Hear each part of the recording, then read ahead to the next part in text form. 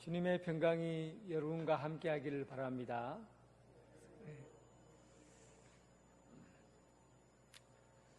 사대 교회는 라오디게아 교회와 함께 칭찬을 한마디도 못 들은 교회입니다. 예수님께서는 어린아이가 물고기 2마리와 보리떡 5개, 그 도시락을 가져온 걸 가지고도 굉장히 칭찬을 많이 해주셨습니다. 뿐만 아니라 어린아이에게 물 한 그릇만 대접해 주어도 큰 상이 있을 것이라고 자랑을 하셨습니다. 히브리서 11장에 보면 믿음의 영웅들의 이야기가 기록되어 있어요. 거기에 나온 믿음의 조상들이 인류에 크게 역할을 했던, 예를 들면 공자라든지 맹자라든지 순자라든지 그리스의 소크라테스, 플라톤, 이와 같은 큰 인물들과 비교해 보면 정말 그 성품이나 인품은 비교할 만큼 없이 초라합니다. 그런데도 불구하고 예수님은 허물 많고 잘 속이고 분노하고 도덕적으로 큰 죄를 지었던 그런 사람들에게도 조그만한 믿음의 순종, 그리고 하나님 앞에 나아가고자 하는 그 마음만 있으면 언제나 칭찬해 주시고 또 믿음의 영웅이라고 그렇게 알리고 했던 분이 바로 예수님이십니다. 7교회를 소개할 때도 대부분의 교회는 칭찬을, 침이 마르시도록 칭찬을 하시고, 그리고 책망할 내용들이 한 가지 있다 하고는 말씀하셔요. 이렇게 예수님께서는 많은 사람들에게, 또 믿음의 조상들에게, 그리고 7교회 대부분의 교회들에게 이렇게 칭찬하시는, 그렇게 큰 마음을 갖고 계신 예수님께서 어찌 사대교회와 라오디게아 교회는 칭찬하지 않았을까? 심각하지 않습니까? 예수님께서 칭찬에 인색한 분이 아니시잖아요. 얼마나 칭찬하시기를 원하시고 또 작은 것도 드러내서 돋보이게 하시려는 분이 예수님이신데, 라오디게아 교회와 사대교회는 칭찬이 한마디도 없어요. 여러분, 이 본문을, 사대교회를 우리가 마주하는 순간, 야, 예수님이 칭찬하지 않는 교회, 과연 어떤 교회일까? 좀 긴장이 되지 않아요? 말씀을 대하면서 평범하게 대할 수 없는 겁니다. 오늘 여러분, 사대교회에게 하시는 이 말씀을 그냥 평범한 이야기로 들으셔서는 안 됩니다. 이렇게 예수님이 칭찬하시기를 좋아하시고 따뜻한 말씀하시기를 좋아하시는 분이 혹독한 이야기, 그리고 정말 불편한 이야기를 할 때 여기에 귀를 기울여야 하는 것이죠. 사도교회에게서 칭찬이 없는 이유는, 사도교회에서 칭찬할 말이 없었던 것은, 그는 살아있으나 겉보기에는 살았으나 죽은 자다. 겉으로는 살아있는 믿음인데 그러나 그의 행실이나 그의 속을 보면 죽었다.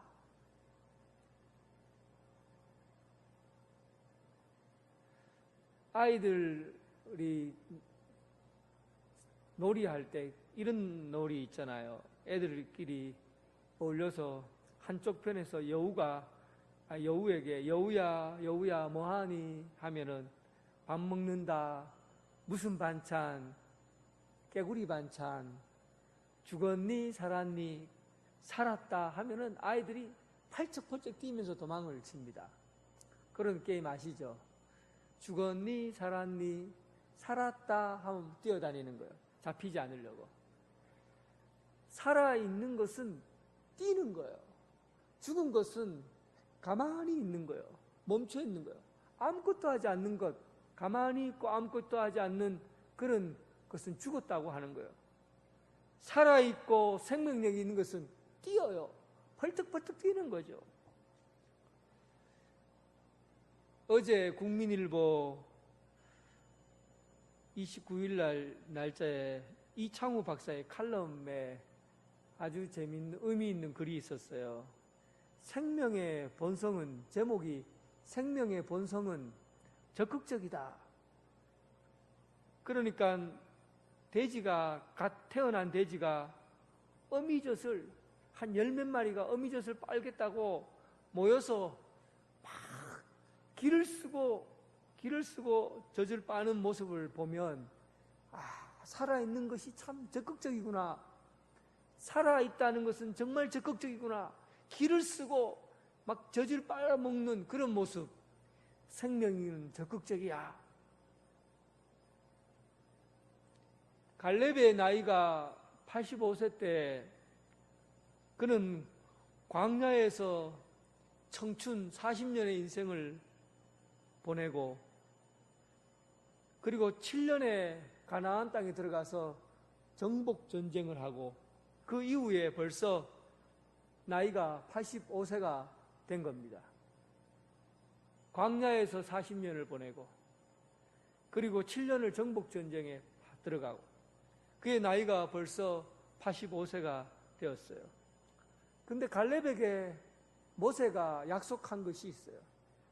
내가 약속의 땅을, 하나님께서 약속한 땅을 갈렙 너희에게 특별하게 주겠다. 이 약속의 말씀을 받았지요. 갈렙은 모세에게서 받은 신명기의 말씀, 약속의 땅을 주겠다는 이 말씀을 언제나 기억하고 붙잡고 있었어요. 그의 나이 85세.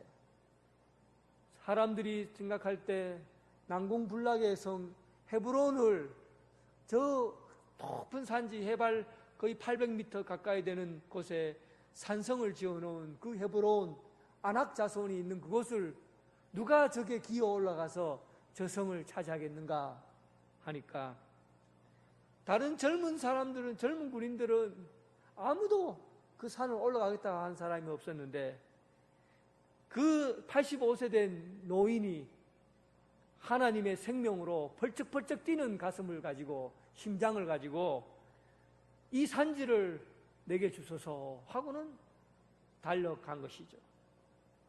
살아있다는 것은 나이 때문에 살아있다는 게 아니에요. 나이가 많든 적든지 간에 주님께서 주신 말씀, 약속의 말씀이 내 심장 속에 살아있는 이상 그 심장이 뛰는 겁니다. 이게 살아있는 거예요. 그런데 사대교회는 죽었다. 살아있는 것처럼 보이지만 뛰질 않는다는 거예요. 어린아이처럼 생명력으로 가득 찬 그 생명력이 보이지 않는다는 겁니다. 돼지가 어미젖을 빨고 먹고 살려고 그렇게 어미젖을 물고 살아가려고 하는 그 모습이 보이지 않는다는 거예요. 이 저 산지를 내게 주소서 하고 목표를 향해서 그의 나이와 상관없이 몸은 비록 죽어가지만 그의 심장은 젊은이처럼 쿵떡쿵떡 뛰고 살아 움직였다는 겁니다. 살아있는 교회. 사대교회는 바로 이 살아있는 교회가 아니라 죽은 교회라는 겁니다. 살아있으나 죽었다는 거예요. 사대라는 지역은 두아디라에서 남쪽으로, 지난주 두아디라 교회 있잖아요. 두아디라에서 남동쪽으로 48km 정도 떨어져 있는 곳에 있어요. 그런데 이 성은, 이 도시는 457m의 능선이 이렇게 있는데 능선이 굉장히 계곡처럼 험해요. 거기에 성을 쌓아놨어요. 성을 쌓아놨기 때문에 딱 외부로부터 차단되어서 적들이 쳐들어올 수 있는 그런 곳이 아니에요. 성은 아주 작은 도시예요. 그런데 얼마나 외부로부터 맞기 좋은 그런 곳이었냐 하면 거기에 왕궁을 짓고 왕이 살 정도의 아주 좋은, 아주 튼튼한 안정적인 도시였습니다.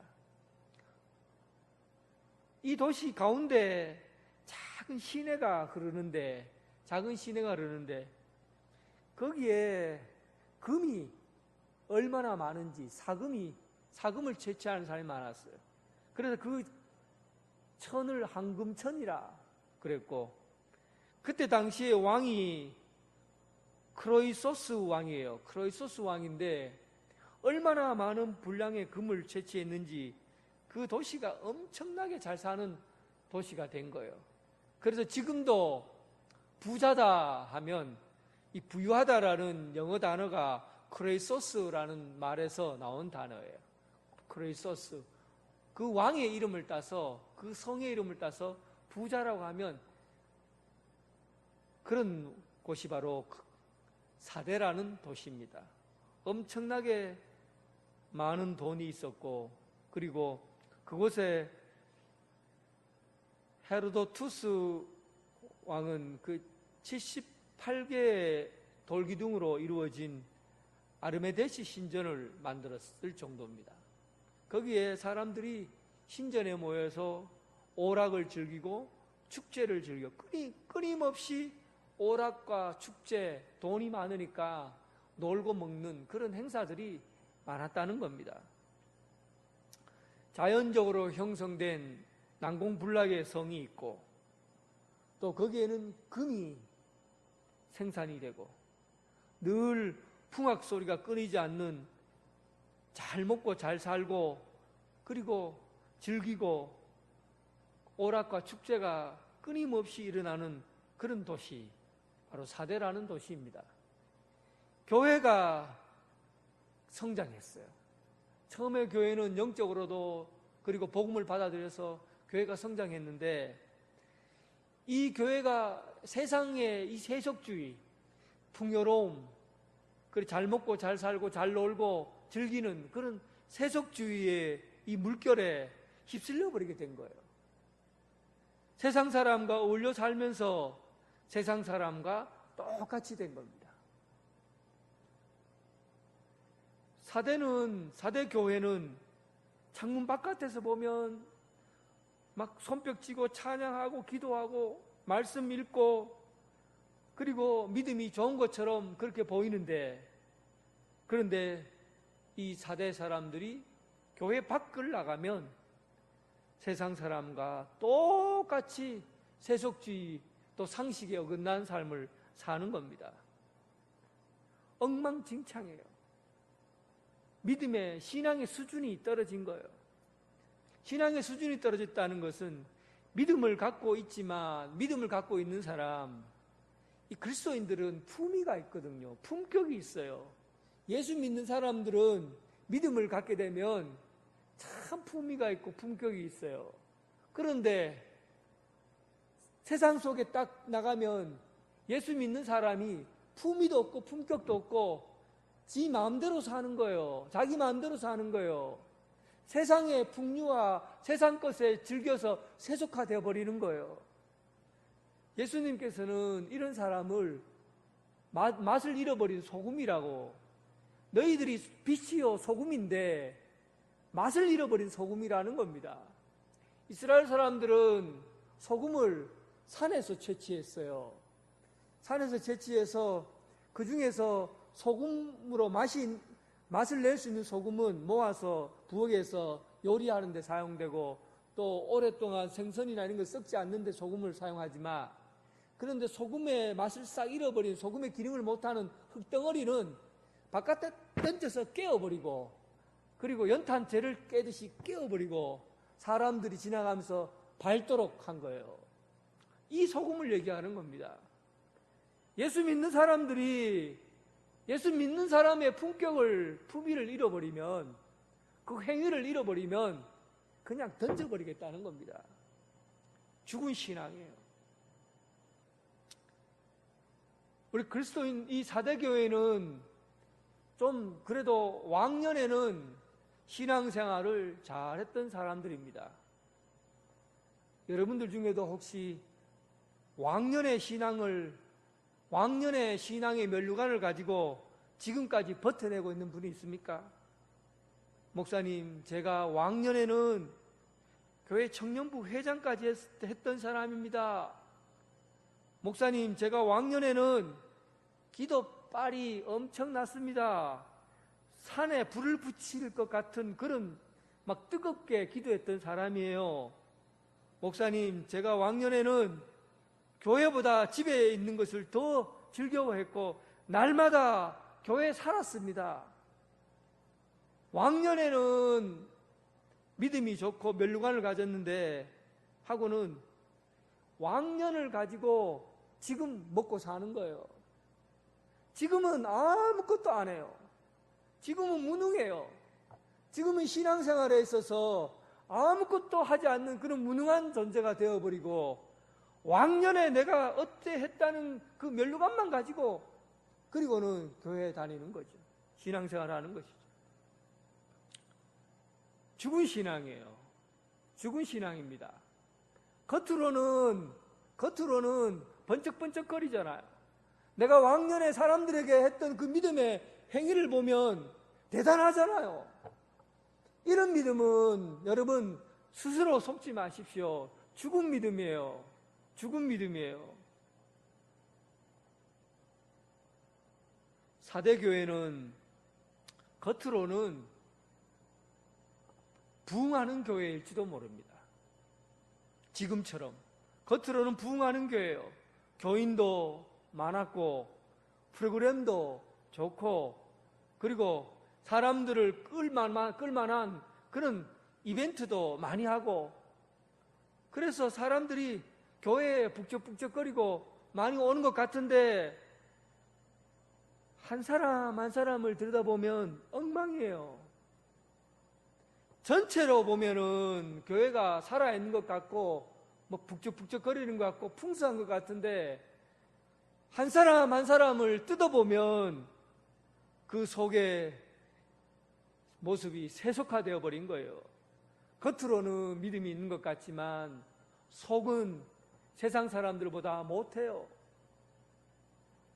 이런 썩어버린 신앙에 있는 사람들을 보고 주님은 살았으나 죽었다. 살았으나 죽었다. 여러분, 주님께서 웬만하면 주님은 칭찬할 거리를 찾으시는 분입니다.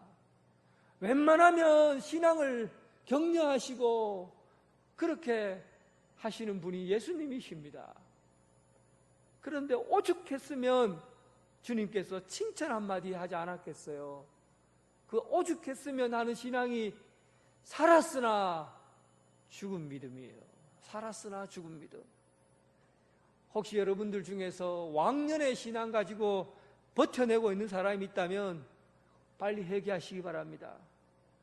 겉으로는 대단한 것 같은데 그 속은 썩어 있다면 회개하시기 바랍니다.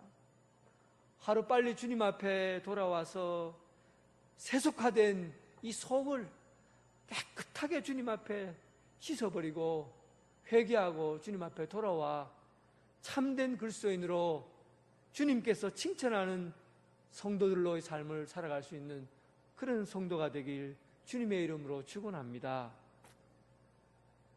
오늘 예수님께서 자신을 소개할 때 이런 죽은 교회를 향해서 저는 두아디라 교회처럼 눈에 불꽃이 번쩍번쩍거리는 주님, 막 빛나는 주석 같은 신발을 신은 주님, 아니면 칼을 찬 주님, 뭐 이런 모습으로 주님의 모습을 이렇게 나타낼 거라고 생각했는데 근데 조금 부드러운 것 같아요.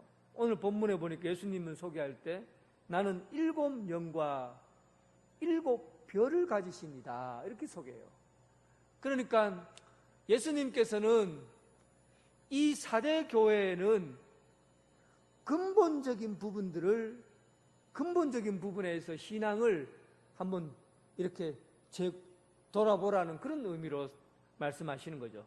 근원적인 것, 본질적인 것, 질적인 것, 본질적인 것, 여기에 주님께서 초점을 맞추시고 있다는 것을 우리가 알 수가 있어요.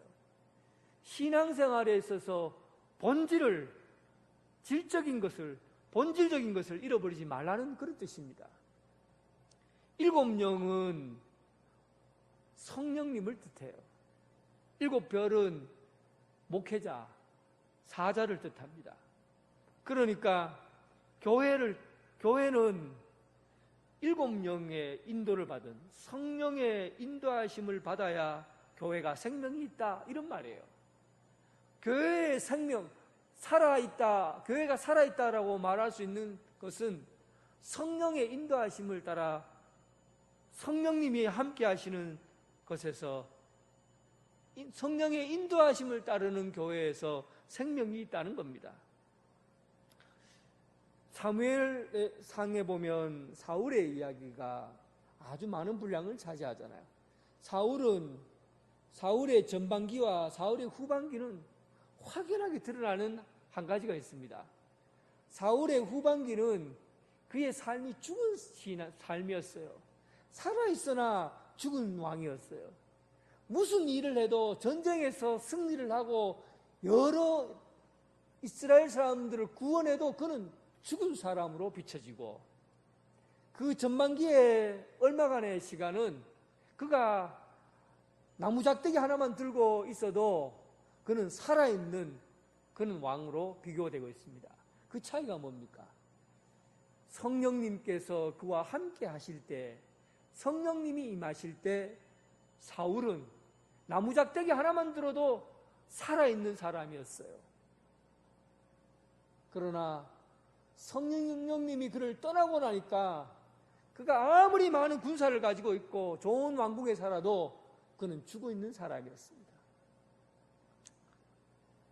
교회가 교회되는 것은, 교회가 생명을 가지고 사는 것은 바로 성령이 임하시고 성령이 경영하시는 교회예요. 성령님께서 우리의 삶을 움직이시고, 성령님께서 우리 교회를 움직이시고, 성령님께서 우리 교회에 비전과 꿈을 주시고 움직여 나가는 교회, 이 교회가 살아있는 교회요, 생명이 있는 교회요, 생명이 풍성한 교회입니다. 여러분, 우리 교회가 성령님의 인도하심을 받는 생명력으로 풍성한 그런 교회 되길 주님의 이름으로 축원합니다.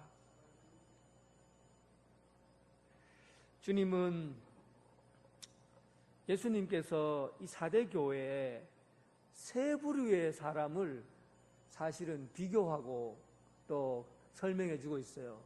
첫 번째 부류의 사람들은 살았으나 죽은 사람, 살았으나 겉으로 보기에는 살았지만 죽은 사람, 지금까지 얘기한 사람들이죠. 두 번째는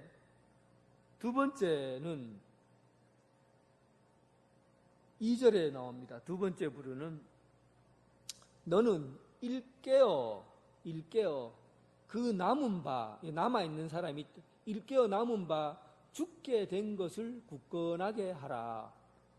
어떻게 하면 이제 막 죽을 수도 있고, 이 죽을 수 있는 이 사람을 깨워서 온전하게 하라는 거예요. 그러니까 겉으로는 살았으나 완전히 죽어버린 사람의 형태를 주님께서 말씀하셨고, 2절에는 죽을 수도 있고 살 수도 있는 그런 단계에 있는 사람이 보여진다는 거예요. 일깨어 남은 바, 깨어서 아직 죽지 않고 남아있는 자들, 아직 죽고 있지 않고 남아있는 자들, 이들은 기회가 있는 것이죠. 이들을 일깨워서 회개하라는 겁니다. 일깨워서 회개하라. 완전히 겉으로는 살았으나 죽은 사람이 아니라 이들은 그래도 깨어 있어서 어느 정도의 신앙의 가능성을 두고 살아가고 있는 사람이 있었다는 것이죠. 일깨워서 굳게 하고 죽지 않아 남아있는 자들, 이들에 대해서 말합니다. 주님께서는 이 죽을 수도 있고 살 수도 있는 이들에게 살 수 있는 방법을 설명해 주고 있습니다. 이들을 일깨우라는 거죠. 일깨워서 길을 잃어버렸을 때 길을 찾는 방법은 잃어버린 곳으로 돌아가는 것이 제일 빠른 방법입니다. 길을 잃어버렸을 때 잃어버린 곳으로 찾아갈 때 그때 길이 다시 시작하지만 길을 찾을 수 있는 거예요. 그러니까 일깨우다라는 것은 내가 어디에서 문제가 있는가, 신앙에 내가 지금 잘못된 길을 가고 있는 그 점이 도대체 어떤 시점인가, 어떤 부분에서 내가 하나님을 떠났고 어떤 시점에서 내가 믿음 생활이 잘못되었는가, 이것을 일깨울 수 있어야 된다는 거예요. 저는 이런 그 일깨움을 얘기할 때 여러 번 내가 좋아하는 윤동주의 시가 있는데 서시예요. 여러분 앞부분만 한번 들어보시면, 죽는 날까지 하늘을 우러러 한 점 부끄러움 없기를, 잎새에 이는 바람에도 나는 괴로워했다. 여기서 잎새에 이는 바람, 이것이 영적으로 굉장히 중요한 거예요. 보통 사람들은 바람이 불어도 태풍이 불어도 영혼이 죽은 사람들은 바람이 불어도 태풍이 불어도 내가 무슨 일 때문에 이런 일을 당하고 있는지 모르는 거예요. 깨닫지 못하는 거예요. 무감각하고 딱딱해 버린 사람들, 죽어 있는 사람들은 바람이 불어도 태풍이 불어도 번개가 쳐도 모르는 거예요. 그런데 이 윤동주 시인은 자기 자신을 아주 작은 잎새라고, 작은 이파리로 본 거예요. 살랑살랑 작은 바람이 불어도 내가 내 영혼이 공고하구나, 내가 무엇을 지금 잘못된 길을 가고 있는가, 작은 것 하나 스쳐도 자기 안에 있는 죄성을 깨닫고 자기 자신을 돌아보는 거예요. 그래서 그는 언제나 하늘을 우러러 하나님 앞에서, 말씀 앞에서 자기 자신을 돌아보는 것이죠. 이것을 일깨우다라고 얘기하는 겁니다. 주님께서 죽을 수도 있고 살 수도 있는 사람, 이 사람들을 살리려고 하면 이 일깨움이 필요하다는 거예요. 이 일깨움은 네 영혼의 민감함을 가져야 되는 거예요. 하나님 앞에서 언제나 자신을 돌아볼 수 있는 사람, 하나님의 말씀 앞에 설 수 있는 사람, 이렇게까지 말씀을 가지고 일깨워져야만이 회개할 수 있는 거예요. 회개할 힘은 일깨움을 받고 굳게 하나님 앞에 굳게 서는 그 자리까지 가야 회개할 힘이 나는 겁니다. 회개할 수 있게 되는 거예요.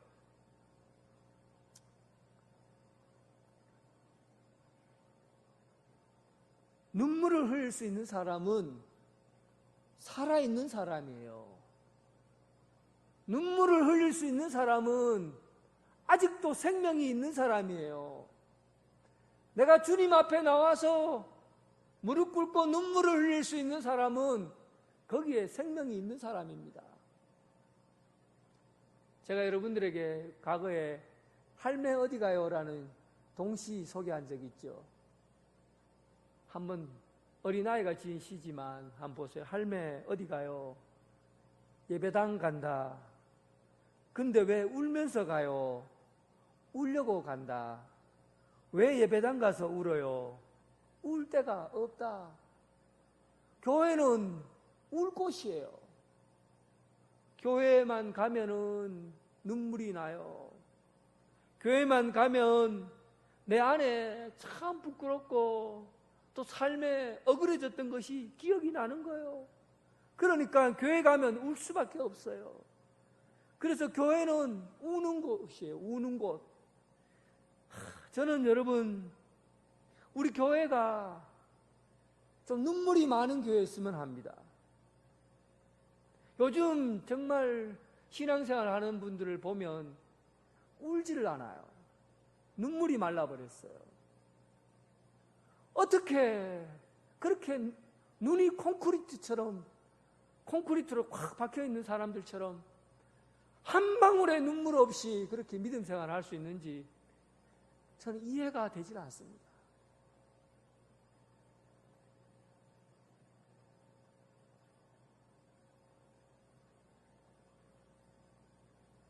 울어야 합니다. 우는 것으로 인해서 힘을 얻어요. 죽은 사람은 울지 않습니다. 죽은 영혼은 결코 울지 않아요. 회개할 수 있는 힘이 있다는 것은 울림이 있다는 겁니다. 회개할 수 있는 힘이 있다면 울 수 있는 힘이 있는 거예요. 예수님께서 사대 교회에게 죽을 수도 있고 살 수도 있는 사람에게 살아라 라고 말씀하시면서 울어라 라고 말씀하시는 거예요. 울 수 있는 힘을 가지라는 겁니다. 울 수 있는 힘을 가지라는 거예요. 주님 앞에 내 자신을 내어놓을 수 있고 주님 앞에 내 자신을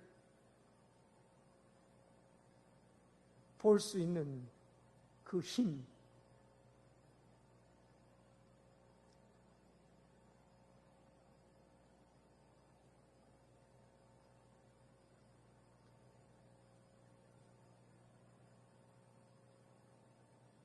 죽은 교회는, 죽은 사람은 울지 않습니다.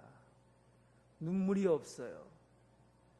오직 여러분, 지금 여러분 숨이 붙어 있습니까? 혹시 죽을 수도 있지 않아요? 여러분들 중에 딱딱해지고 신앙이 점점 굳어지고 기계화되어지고 믿음 생활이 흥미를 잃어버리고 삶의 맛이 없듯이 믿음에 즐거움이 없는 그런 신앙생활에 죽을 것 같고 딱딱해져가는 그런 믿음을 갖고 있는 분이 있습니까? 오늘 본인 말씀 앞에 자기 자신을 드러내어 보시기 바랍니다. 아버지 하나님 앞에 내 자신을 내어놓을 수 있길 바랍니다. 그리고 주님 앞에 울 수 있는 힘을 달라고 기도하시기 바랍니다. 회개하면 삽니다. 회개하면 살아요. 주님께서 오직 답답하니까 이 기회를 놓치지 마라. 이 기회를 놓치지 마라. 내가 도둑같이 와서 죽은 영혼들에게 내가 찾아올 것이다. 이 기회를 놓치지 마라. 울 기회가 있으면 울어. 회개할 기회가 있으면 회개하라. 아니면 내가 도둑같이 내가 임할 것이다. 사대 교회에게 얼마나 긴장하면서 주님께서 말씀하셔요.